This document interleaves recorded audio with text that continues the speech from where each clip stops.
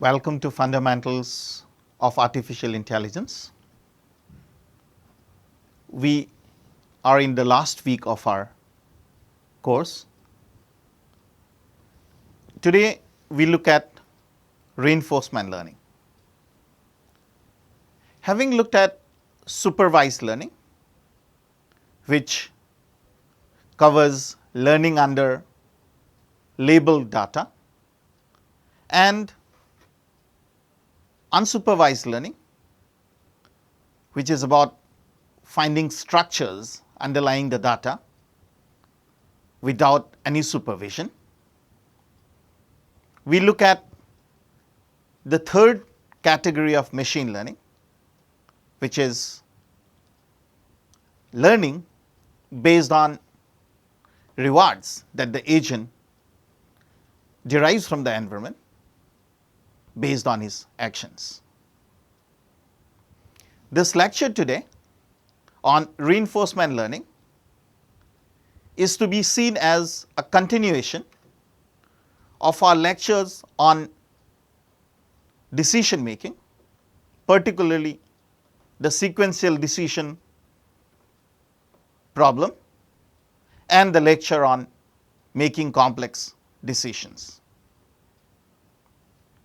First, we would introduce the very idea of reinforcement, and then we would only look at one particular idea of approximating the value function using what is called Q-learning.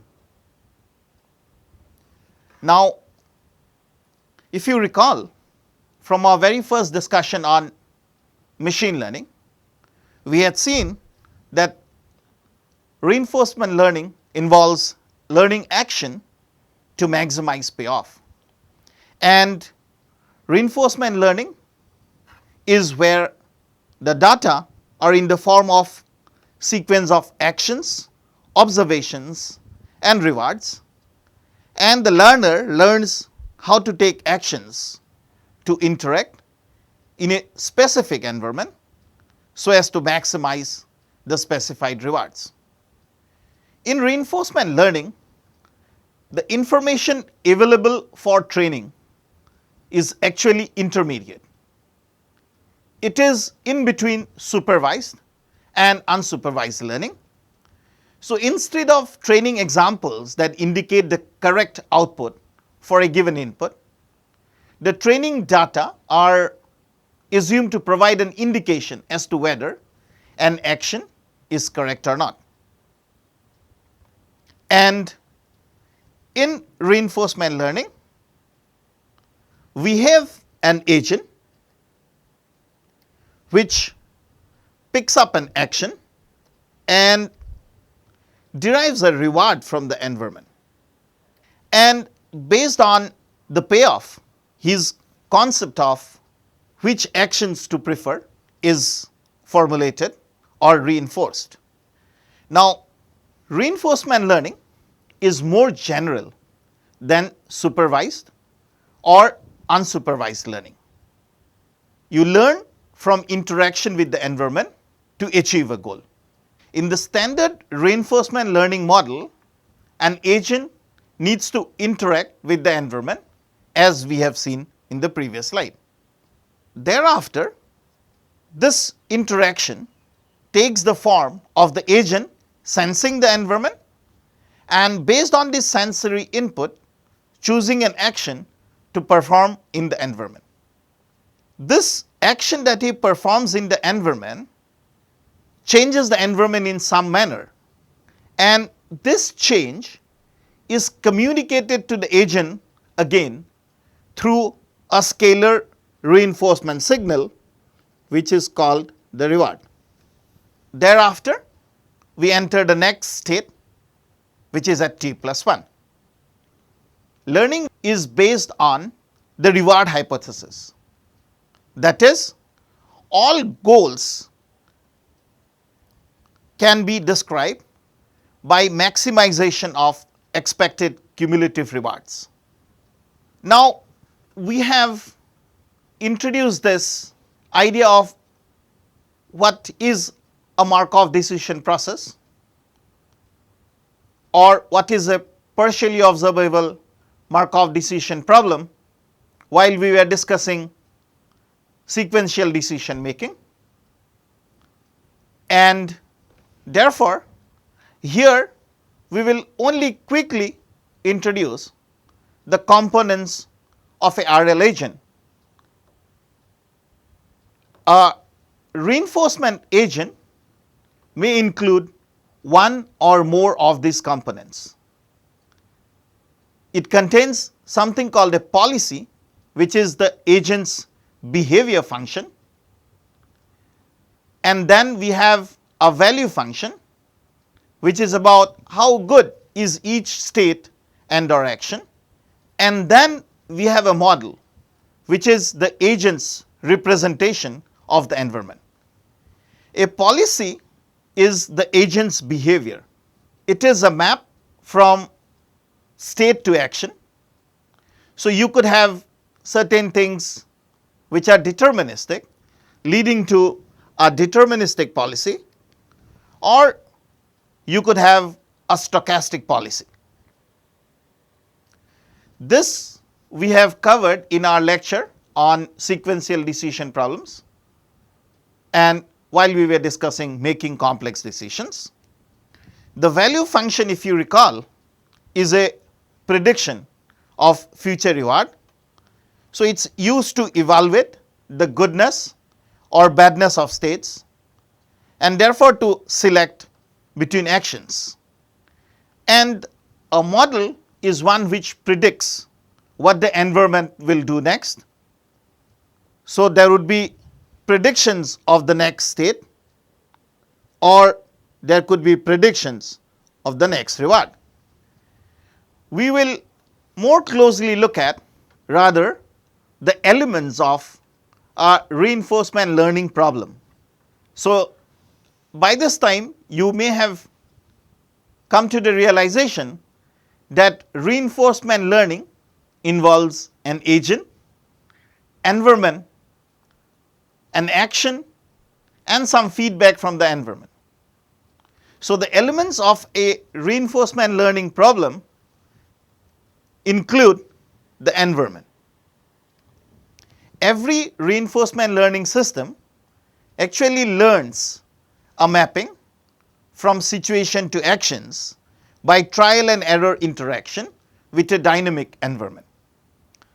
This environment must be at least partially observable. The observations may come in the form of sensor reading, symbolic descriptions, or possibly mental situations. If the reinforcement learning system can observe perfectly all the information in the environment that might influence the choice of action to perform, then the learning system can choose actions based on the true states of the environment. This ideal case is actually the best possible basis for reinforcement learning, and in fact is a necessary condition for most of the associated theory. The second element of a reinforcement learning problem is the reinforcement function. Now, the reinforcement system learn a mapping from situations to action by trial and error interaction with a dynamic environment. And the goal of the reinforcement learning system is defined using the concept of a reinforcement function. A reinforcement function is the exact function of future reinforcements that the agent seeks to maximize. There exists a mapping from state action pairs to reinforcements. After performing an action in a given state, the reinforcement agent will receive some reinforcement, or what we call rewards, in the form of a scalar value. The reinforcement learning agent learns to perform actions that will maximize the sum of the reinforcements received. when starting from some initial state and proceeding to a terminal state. The third element of a reinforcement learning problem is the value function. Now, having the environment defined either as a Markov decision problem or a partially observable Markov decision problem,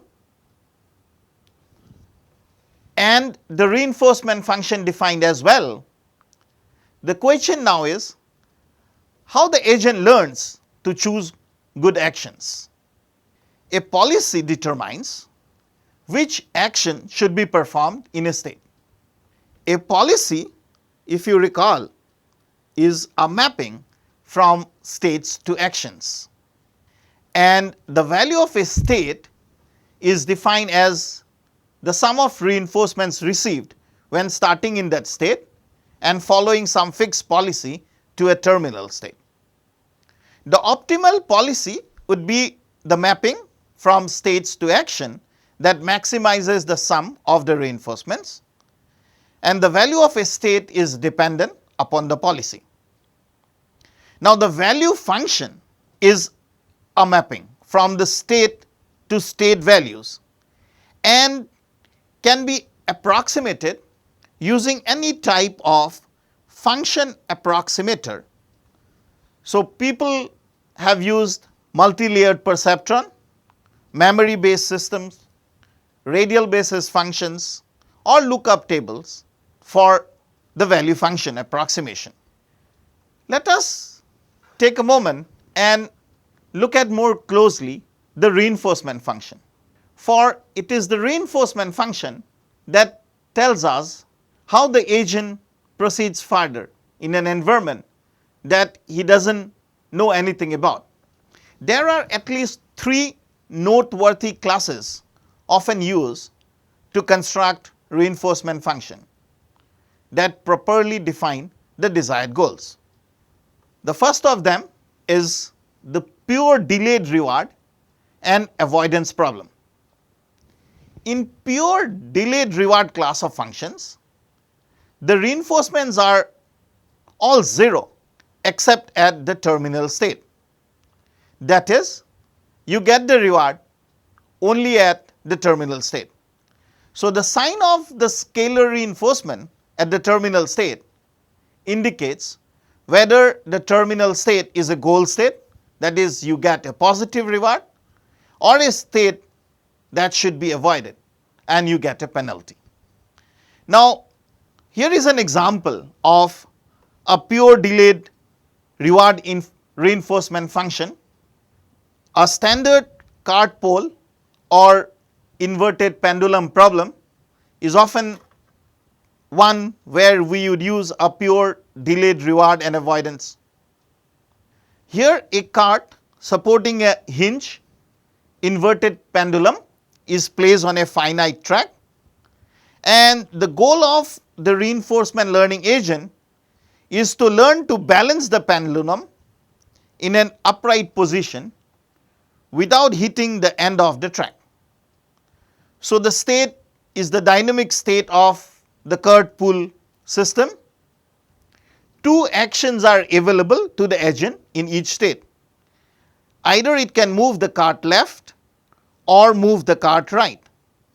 Now, the reinforcement function is 0 everywhere except for the states in which the pole falls or the cart hits the ends of the track, in which case we need to penalize the agent, and therefore the agent receives a -1 reinforcement. So, the standard pole or inverted pendulum problem is an example where you could use pure delayed reward reinforcement function. The second type of reinforcement function is the minimum time to goal function. Reinforcement functions in this class actually cause an agent to perform actions that generate the shortest path or trajectory to a goal state. An example is one commonly known as the car on the hill problem.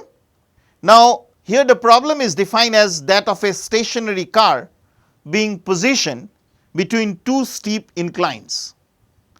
And the goal of the reinforcement learning agent is to successfully drive up the incline on the right to reach a goal state at the top of the hill. The state of the environment is the car's position as well as the velocity. Now, three actions are available to the agent. He could give a forward thrust, a backward thrust, or no thrust at all. And somehow the agent need to learn to use momentum to gain velocity to successfully climb the hill. Now, the reinforcement function that returns a reward here is -1 for all state transitions except the transition to the goal state, in which case actually a 0 reinforcement is returned. So, this is the minimum time to goal reinforcement function. The third reinforcement function is what we encounter in games, and here an alternative reinforcement function is used when we have 2 or more players with opposing goals. Now, the reinforcement learning system can learn to generate optimal behavior for the players, finding the minimax. Recall when we were discussing game trees, we saw the minimax to be the value that you could get to the top of the game tree based on a strategy. So, here the reinforcement learning agent can learn to generate optimal behavior for the players, finding the minimax or what we call the saddle point of the reinforcement function. Now, the agent would evaluate state for each player and would choose an action which is independent of the other player's action. Actions are chosen independently and they are executed simultaneously. Under such a reinforcement function, the reinforcement learning agent learns to choose actions for each player that would generate the best outcome for the given player in a worst case scenario. Now, having discussed the reinforcement function, let us quickly look at how is reinforcement learning related to what I have been emphasizing, that this is some form of continuation of what we covered in sequential decision making or making complex decisions. So, in our discussion of Markov decision problems, we assumed that we knew the agent's reward function R and a model of how the world works expressed as the transition probability distribution. On the other hand, in reinforcement learning, we would like an agent to behave well in a Markov decision problem, but here without knowing anything. So, we would not know anything about the reward function or the transition probability distribution when it starts out, and this is what makes it interesting. So, we have a Markov decision problem, but we neither know anything about the reward function nor we know anything about the transition probabilities when we start out in reinforcement learning. So, what can best be done is what is referred to as parameter estimation. One of the options could be to estimate the next state's distribution, and this could be done by counting the number of times the agent has taken an action in a particular state and looking at the proportion of time that S dash has been the next state. So, similarly, we could estimate the reward at S by averaging all the rewards you have received when you are in state S. So, approximating the value function is what is the most difficult of the problems in reinforcement learning. And this is difficult because the learning system may perform an action and it would not be told whether that action was good or bad.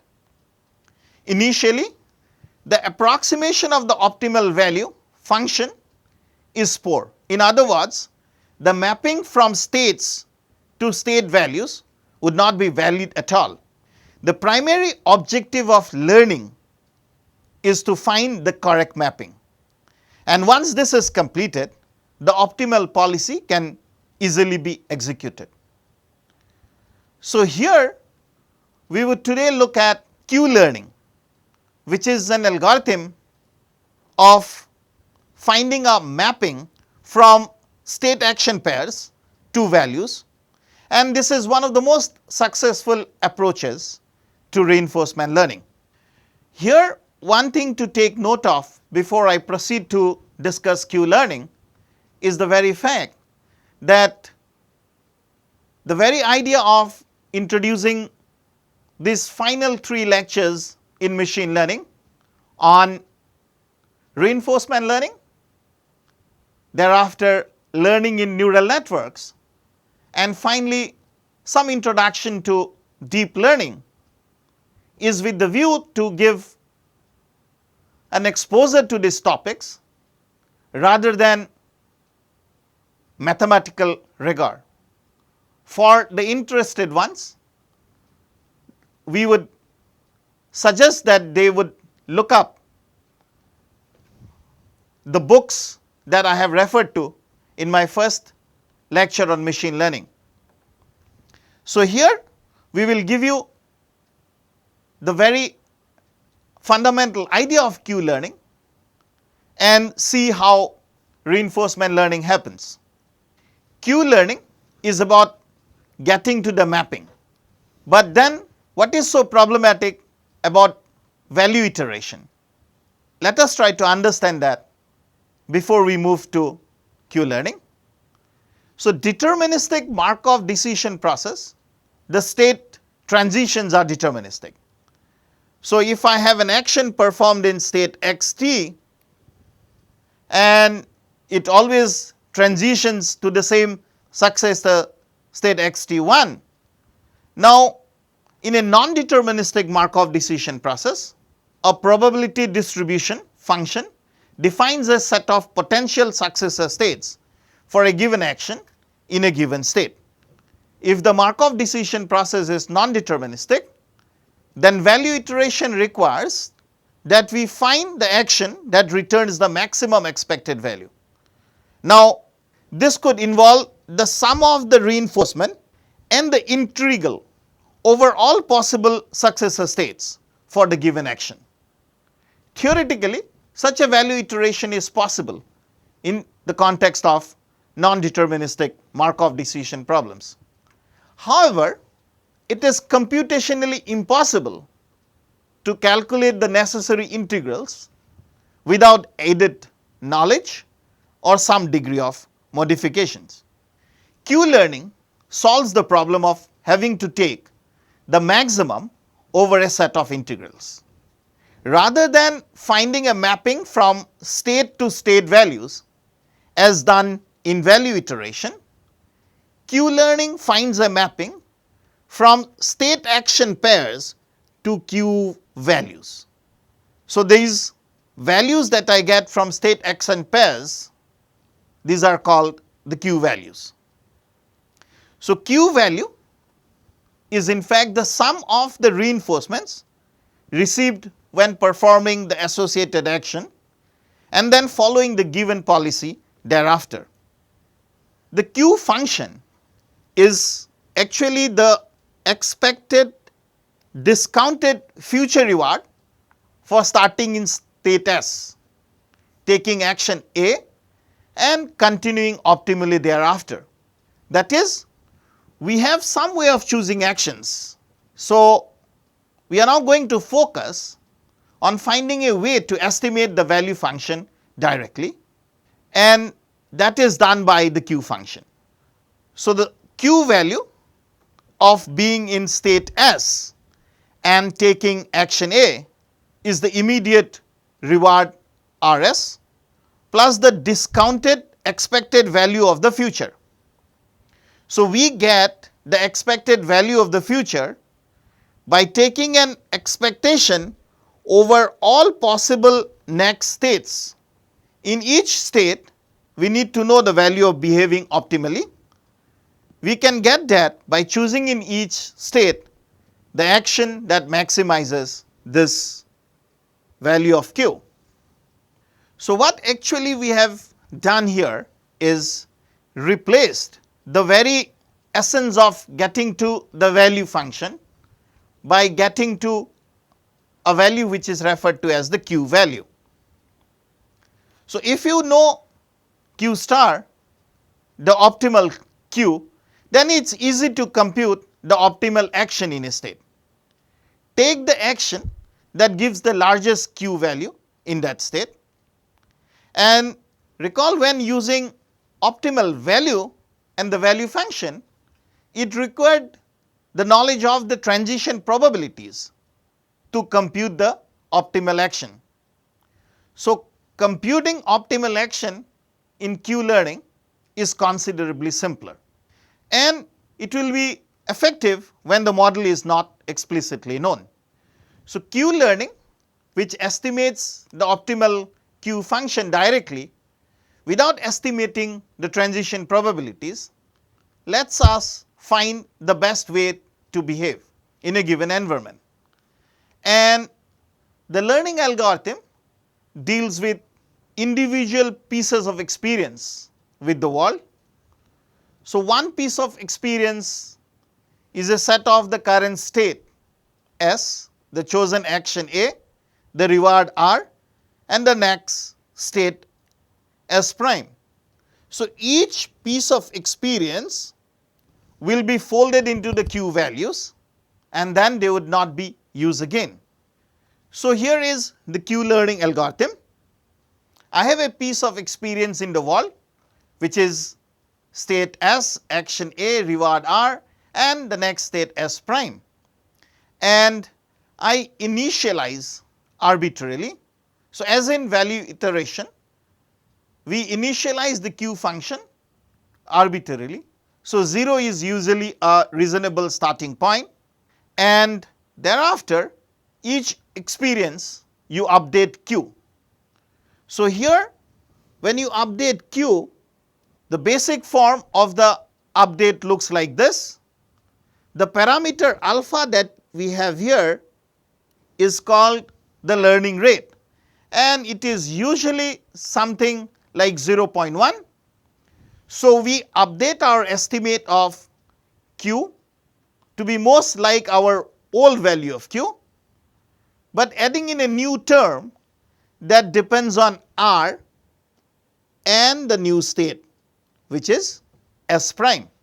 Now, this small QRS is an example of the value of taking action A in state S. The actual reward R is a sample of the expected reward function, and the actual next state S prime is a sample from the next state distribution. And the value that state S is the value of the best action we can take in it, which is the maximum over A prime of all Q's which are in S prime and A prime. Now, such a learning algorithm is guaranteed to converge to optimal Q if the world is really a Markov decision process. The Q learning algorithm requires that the states and action be drawn from a very small set that we can store the Q function in a table. Large or even continuous state spaces make the direct representation approach impossible. We can try to use a function approximator such as a neural network to store the Q function rather than a table. Q learning can sometimes be very slow to converge, and therefore there are more advanced techniques in reinforcement learning aimed at addressing this problem. However, as just a basic introduction to reinforcement learning, we do not delve into those. So, to conclude our lecture today, we have looked at reinforcement learning, which is appealing because of its generality. Any problem domain that can be cast as a Markov decision process can potentially benefit from this technique. Reinforcement learning is a promising technology, but possible refinements that will have to be made before it has truly widespread application.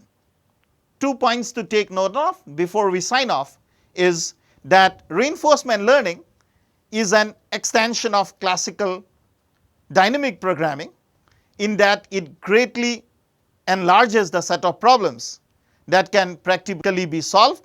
Combining dynamic programming with neural networks, many are optimistic of solving a large class of problems. Thank you very much.